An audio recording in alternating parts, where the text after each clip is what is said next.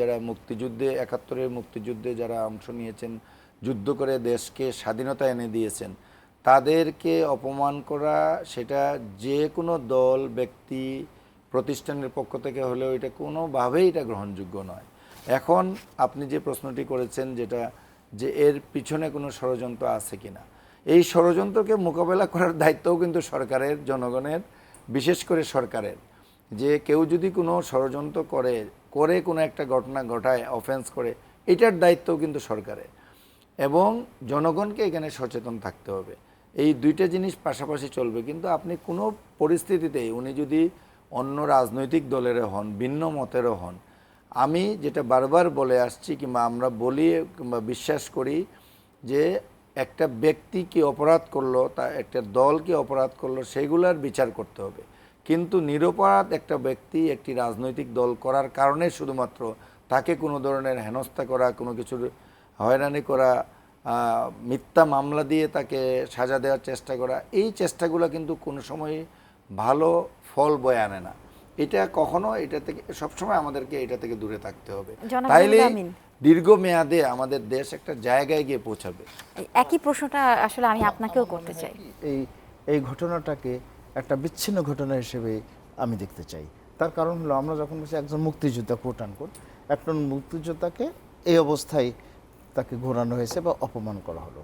It doesn't mean যে সকল মুক্তিযোদ্ধাকে করা হলো, কারণ এই ঘটনার সাথে কে বা কারা জড়িত আছে এটা কিন্তু আমরা মিডিয়াতে এখনো দেখছি না, বা কোন রাজনৈতিক দল জড়িত আছে সেটাও আমরা দেখছি। কোনো দল কিন্তু তাৎপর্যপূর্ণভাবে দায়িত্ব নেয়ও নেয়, বলে না। সাধারণত এরকম ঘটনা ঘটলে স্লোগান দিয়ে মানুষ করে, এবং তাদের স্লোগানের ভাষা থেকে বোঝা যায় যে হু আর দে।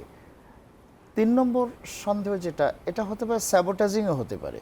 যারা এই অন্তর্বর্তীকালীন সরকারকে বিপদে ফেলতে চায় এবং যারা অন্তর্বর্তীকালীন সরকারকে সাপোর্ট দিয়েছে, মূলত বড় দলগুলো হলো বিএনপি আছে, জামাত আছে, বা অন্যান্য যে বামপন্থী দলগুলো আছে, যারা সমর্থন দিয়ে এবং আপামর জনগণ রাখতে চাইছে, এই সরকারের শক্তিশালী করতে চাইছে, তাদেরকে দুর্বল করার জন্য হয়তো আমাদের সবচেয়ে গুরুত্বপূর্ণ সম্মান হলো মুক্তিযুদ্ধ।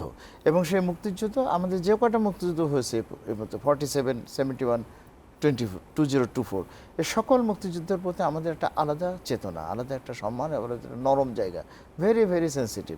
এখন ওইটাকে সামনে আনা হলো। আমার মনে হয় না, ধরুন আমি যদি তর্ক করতে গিয়ে বলি এটা বিএনপির লোকজন ঘটিয়েছে, তাহলে বিএনপি কেন করবে? বিএনপি তো মুক্তিযুদ্ধের ঘোষক দল, শহীদ জিয়ার দল, কাজে বিএনপির করার প্রশ্ন ওঠে না।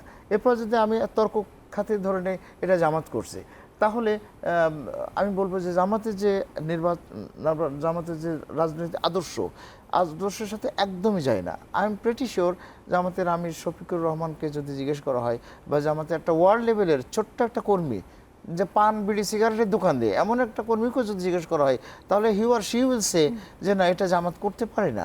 কাজেই বিএনপি জামাত যদি না করে, বড় দলগুলো, আর তো বামপন্থী দলেরা তো সবসময় শোষণের বিরুদ্ধে, এটা তো করার প্রশ্ন ওঠে না। কাজেই এই ঘটনাটা হতে পারে not because that he is মুক্তিযোদ্ধা, বাট বিকজ তার অন্য কোনো সমস্যা থাকতে পারে কিনা, অর্থাৎ ব্যক্তিগত শত্রুতা থাকতে পারে, বা ওই এলাকায় কোনো সেন্সিটিভ কোনো ঘটনার সাথে ওনার জড়িত থাকতে পারে।